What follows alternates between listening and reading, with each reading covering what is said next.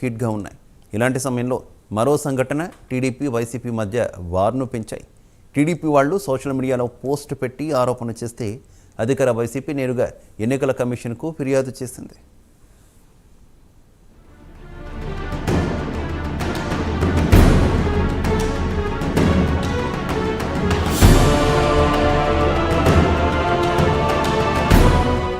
Visakha drugs case ఇప్పుడు ఆంధ్రప్రదేశ్ రాజకీయాల్లో కలకలం సృష్టిస్తోంది.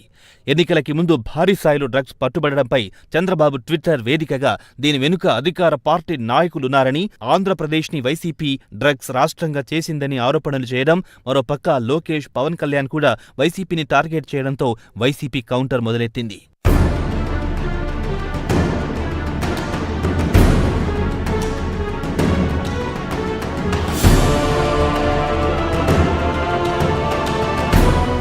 విశాఖ డ్రగ్స్ వెనుక చంద్రబాబు, బీజేపీ రాష్ట్ర అధ్యక్షురాలు పురంధేశ్వరితో పాటు ఆమె కొడుకు డ్రగ్స్ పట్టుబడిన కంటైనర్కి చెందిన కంపెనీలో భాగస్వామ్యం ఉన్నారని సజ్జల రామకృష్ణారెడ్డి ఆరోపించారు. గత టీడీపీ పాలనలో ప్రజలకెలాంటి మేలు చెయ్యలేదు కాబట్టి చెప్పుకోవడానికి ఏమీ లేక ఇలాంటి అబద్ధాలు ప్రజలోకి తీసుకెళ్తున్నారని మండిపడ్డారు. చంద్రబాబు, పవన్ కళ్యాణ్, బీజేపీ కలిసి పోటీ చేసినా సింగిల్ డిజిట్కే పరిమితమవుతారన్నారు. వీళ్ళే అరిచే అరుపులు చూస్తుంటే వీళ్ళే ఉన్నారేమో అనిపిస్తుంది. అట్లాగా కంపెనీల్లో ఎవరున్నారని తెలిస్తే అంతా ఈ కుటుంబాల దగ్గరగా ఉండేవాళ్ళు, బంధువులు. సాక్షాత్తు ఈమె చంద్రబాబు నాయుడు వదిన, ఇప్పుడు BJP state president Purandeswari, NT Rama Rao గారి కుమార్తె. ఆమె కొడుకు ఒక కంపెనీలో ఉన్నాడు. ఆమె వియ్యంకుడు ఆ కంపెనీలోనే పార్ట్నర్ అనుకున్నారు. వాళ్ళు ప్రమోట్ చేసిన కంపెనీనే తర్వాత డివైడ్ అయింది. ఒక్కొక్కరు ఒక యాక్టివిటీ చూసుకుంటున్నారు. బయటకు వచ్చి మేము అటాక్ చేసి వీడు సంజయ్ శివాల వాళ్ళు, టీడీపీ వాళ్ళు, అట్లాంటి వాళ్ళు ఉల్టా ముందే అందుకొని హడావుడిగా రాత్రి నుంచి పొద్దున్న నుంచి ఉదరగొడుతున్నారు. ఇప్పుడు ఇది కాదు, ప్రతి దాంట్లోనూ వాళ్ళు అలాగే చేస్తున్నారు. ఫస్ట్ నుంచి ఇప్పటి వరకు ఇది మళ్ళీ ఎన్నికలకు పోతున్న సమయంలో దీన్ని తీసుకొచ్చేసి మా మీద బండ వేస్తే మేము ఇచ్చేయాలి. ఇది ఖచ్చితంగా మేము అనుమానించేది.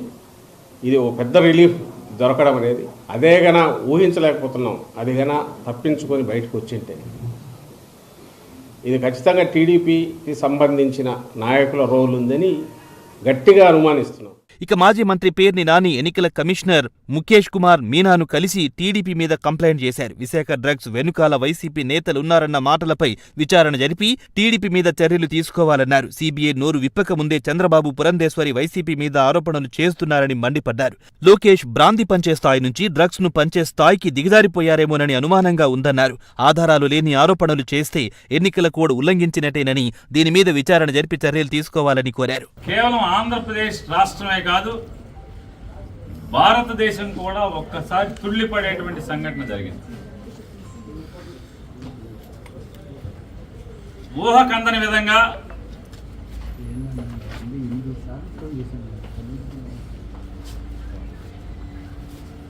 25,000 కిలోల మత్తు పదార్థాలు ఒక కంటైనర్లో విశాఖపట్నం చేరుకున్నటువంటి డ్రగ్స్ని సిబిఐ ఆ డ్రగ్స్ అన్ని కూడా కోర్టు దాటి ప్రపంచం మీద పడకుండా పట్టుకోవటం అనేది ఈరోజు ఒక ఆంధ్రప్రదేశ్ రాష్ట్ర యువతే కాదు, భారతదేశ యువత మొత్తం కూడా అదృష్టవంతులని మనం చెప్పుకోవాల్సిన పరిస్థితి. ఎన్నికల ముందు భారీ స్థాయిలో డ్రగ్స్ పట్టుబడడంతో నిన్నటి వరకు రాజకీయ ఆరోపణలకు పరిమితమైన పార్టీలు ఒకరి మీద మరొకరు ఆరోపణలు చేసుకోవడం కలకలం రేపుతోంది. విశాఖ డ్రగ్స్ ముఠా వెనుకాల ఎవరున్నారన్నది సీబీఐ పూర్తి విచారణ చేసి నిందితుల వెనుక ఎవరున్నారు అన్నది బయటపెడితే పూర్తి స్థాయిలో నిజాలు తెలుస్తాయి.